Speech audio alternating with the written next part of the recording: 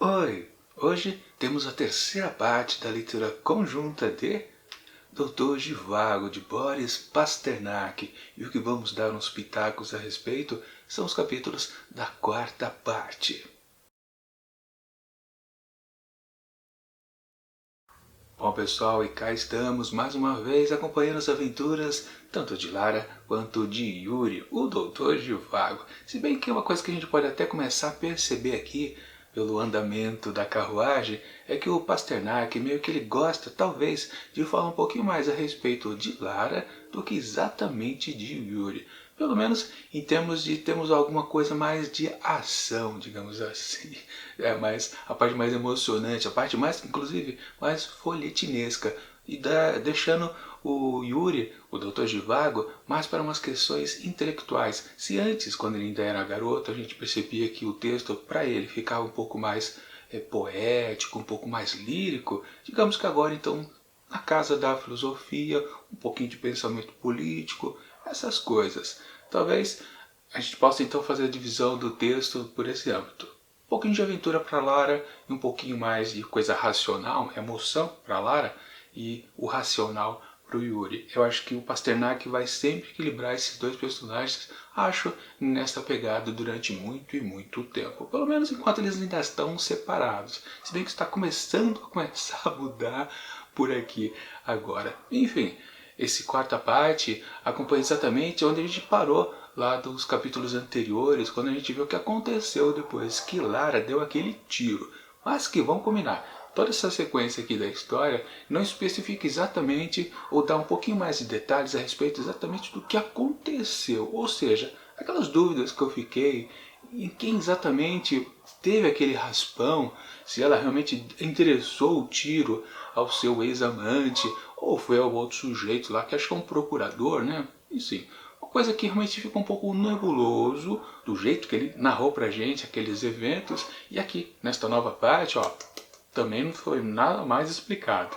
Pois o que vale justamente é continuar daí pra frente e deixar o que passou para trás. Literalmente, então, a Lara ela fica arrasada, completamente culpada. Mas, de novo, ela está com aquele remorso de ter feito aquele ato extremado, mas não especifica pra gente o texto exatamente o que ela está sentindo. Ela está completamente arrasada, como uma boa mocinha de folhetim, tendo feito uma bela de uma besteira. Claro, tem uma situação política ali também, porque depois que ela deu o tiro, quando as polícias chegaram, eles começaram a pensar, pô, o que aconteceu aqui? Foi um ato político dela? Ela tentou atirar lá no tal procurador, que meio que estava... que até evitou, talvez, né, que exatamente ela conseguisse dar o tiro certeiro lá no seu ex-amante, coisa que, como disse, não está especificado. Aquela resolução daquela cena não foi muito bem demarcada pelo Pasternak. De propósito, com certeza. Mas ficou essa questão política. Ela tentou matar quem? E claro, o ex-amante, ele fez a sua parte, né? Foi defender a mocinha que ele gosta bastante. Aliás, tem uma parte do texto que diz que ele realmente ele gosta dela, apesar de tudo que deu errado na relação entre os dois. Ele, claro, tentou ajudar ela de qualquer forma, deixando bem claro para as autoridades que, peraí, o tiro era para mim, não era para ele não. Não é uma questão aqui de cunho político, realmente. Ou seja, foi só uma briguinha de casal, não lá muito bem constituído. Enfim, acreditaram nisso e realmente ela não sofreu nenhuma outra consequência. E acho que do lado dele, dela ter dado o tiro também, meio que tudo foi colocado em panos limpos, sem realmente nenhuma consequência para ela. Inclusive ele até meio deu uma ajuda, porque arranjou um local para ela ficar. Uma casa de uma conhecida, um apartamento lá. Tem até aquelas coisas de entrar mais novos personagens, né? A própria dona lá do estabelecimento não foi com a cara de Lara. Ok, beleza. Porque realmente é o tipo de personagem que não vai pra frente na história. Faz apenas participação ali naquela cena e acabou. Porque justamente o amante ajuda ela a ficar num cantinho ali, mas meio que ele sabe que ela vai casar lá com o Pátia. Eu não sei se ele está tentando interferir de alguma forma ou não conseguindo. Realmente também fica nebuloso qual é o vínculo entre os dois. De qualquer forma, acontece o casamento, enfim, de Pátia e Lara. E o ex-amante ali ainda rondando, tentando ainda alguma coisa com ela, e mesmo assim ela não quer, obviamente não quer nada. É uma situação completamente conflitante, naquelas, né? No fundo, ele acabou ajudando ela de todas as formas possíveis. Como advogado que é, limpou a barra dela completamente, ou seja, tudo de errado que ela fez, praticamente é como se não tivesse acontecido nada. Digamos que ela continuou então mantendo um certo contato perto dele por causa disso. Mas o texto não diz isso pra gente tem que supor, basicamente. Mas pelo menos uma solução disso veio através do pai de Lipa e Nádia, que assim arranjou uma maneira dela escapar ali dos vínculos, né, com o seu ex-amante, dando então condições para o recém-casal se mandar dali e ir para bem longe. Bom, mas enquanto isso, em relação ao Yuri, nós temos uma pulada de tempo, onde percebemos que, quer dizer, não está especificado exatamente qual o ano exato no texto, é uma nota de rodapé ali, na nota do editor, que faz uma referência,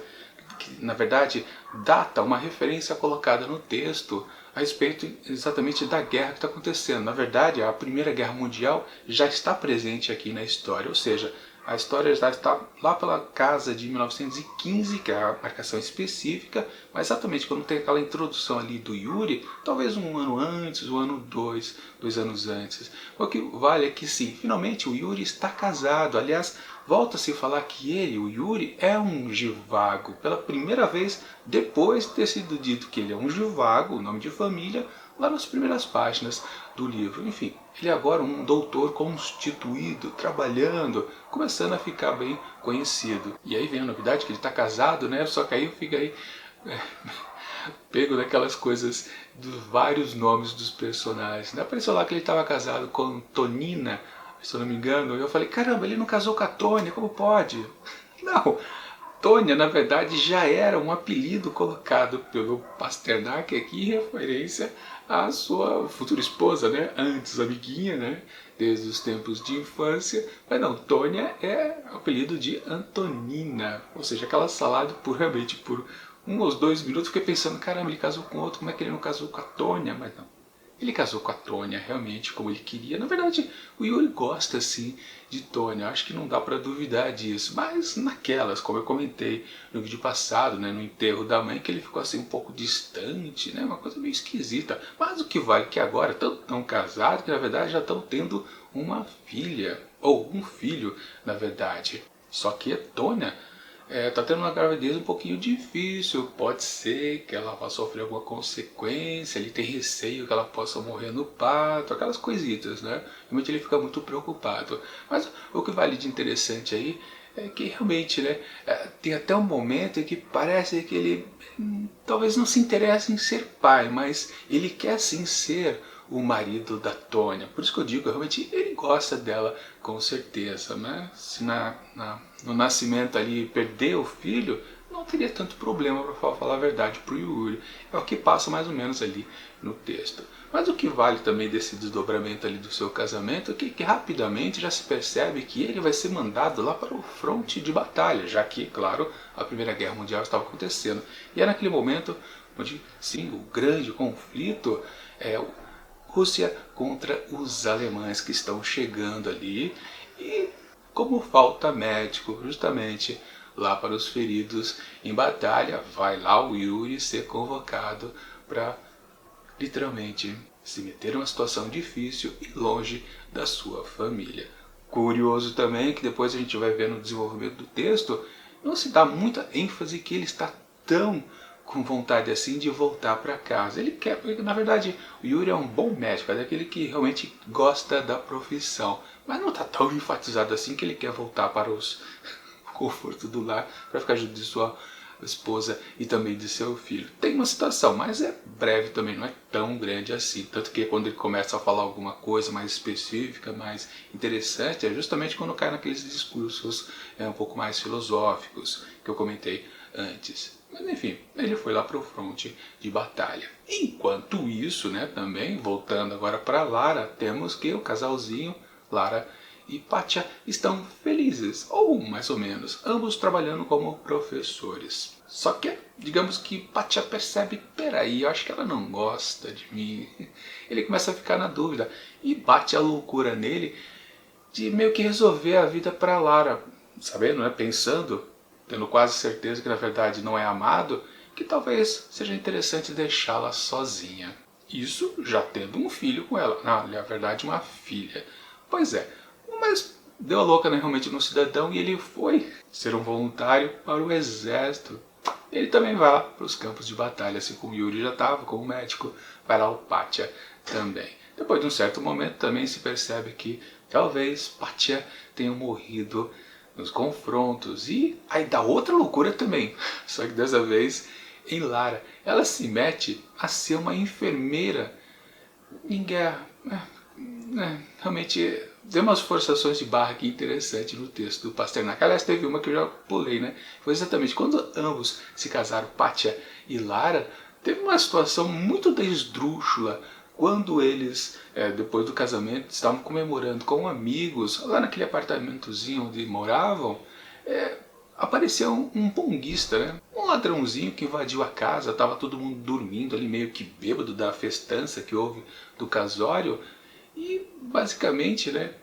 E também tinha um detalhe importante, que uma da grande ajuda que o pai de Nadia e Lipe deu a Lara foi exatamente um colar, uma pedra preciosa, e o colar estava largado ali, o ladrão quase podia roubar aquilo, mas nem se tocou.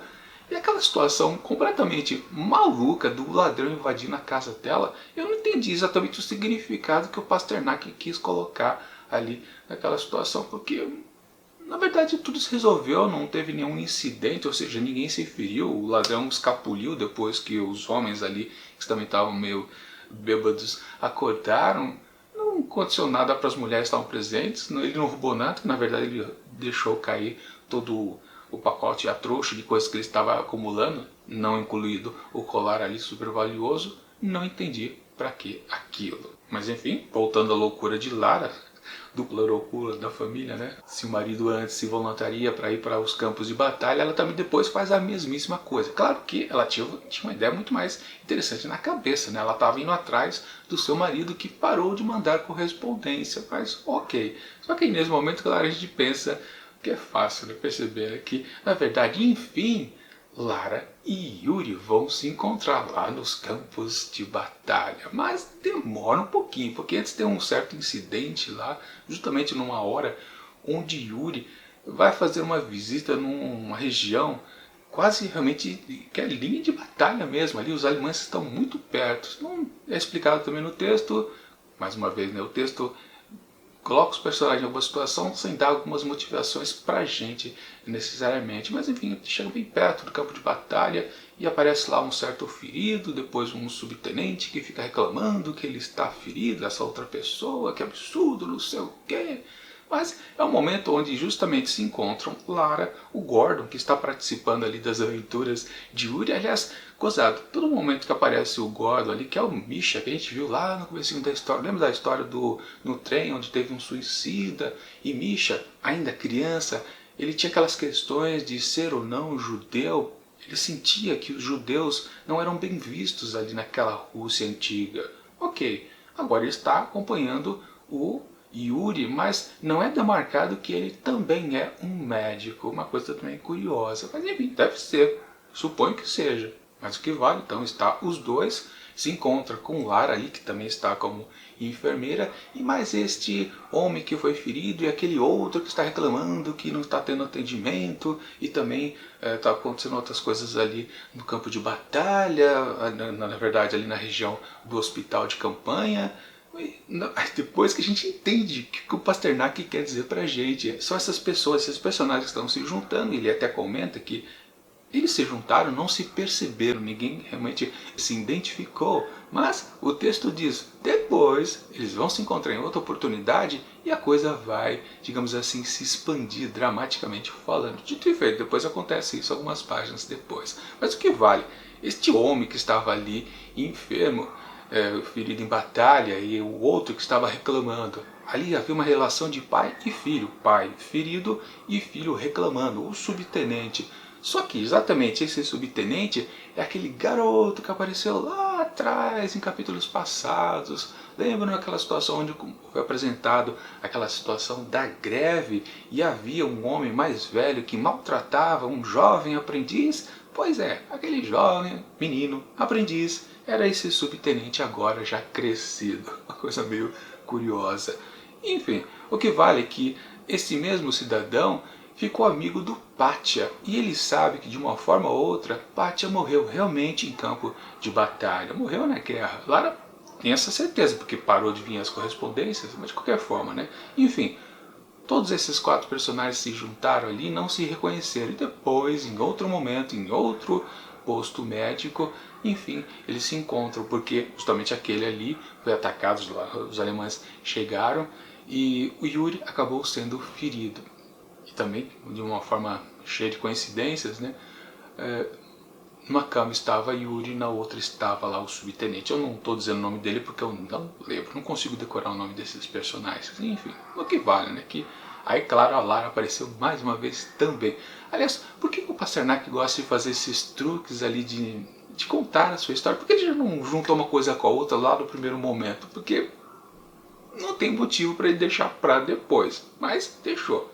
Fazer o quê? O que vale? Que enfim, finalmente, quando Lara entrou e os dois estavam acamados, Yuri ferido porque tomou um tiro, quando os alemães chegaram muito perto lá do outro posto médico, e o outro, o que é o subtenente, também está ferido, não se sabe porquê, apareceu ferido ali na cena. Ele reconheceu primeiro Lara e imediatamente falou, né? Pô, eu conheço o seu marido. E ele meio que não quer dizer que ele morreu em batalha, mas ele está com todos os pertences que Pátia havia dito para ele, ó, se eu morrer você entrega isso aqui para minha esposa Lara. E ele quer entregar realmente, mas não diz que ele morreu, apenas diz que talvez ele tenha sido capturado pelos alemães. E fica por isso mesmo. Agora, curioso é o momento onde ela vai falar com o Yuri, e aí ele percebe que Lara está presente, e ele meio que fica totalmente receoso de dizer qualquer coisa, porque justamente os 2 momentos que ele tem de referência de Lara foram aqueles momentos onde ele estava presente e ela não notou que ele existia em cena, que foi, só para lembrar, aquela troca de olhares entre Lara e também o seu ex-amante, como depois naquela outra situação mais perigosa, quando ela deu o tal tiro. Mas, certamente ele pensou, melhor não tocar nesses 2 assuntos específicos, né? Porque muito, digamos, se eu falar desse jeito parece que eu estou querendo alguma coisa. Ele pensou bem, mas isso resultou que ele acabou sendo muito frio para com ela. Inclusive ele estava se automedicando ali, acamado, né? Ela como enfermeira foi perguntar alguma coisa e ele disse, não, eu sou médico, me viro aqui sozinho, estou de boa, beleza, falou? O que vale é que ele foi muito seco. E aí temos o pensamento dela aqui.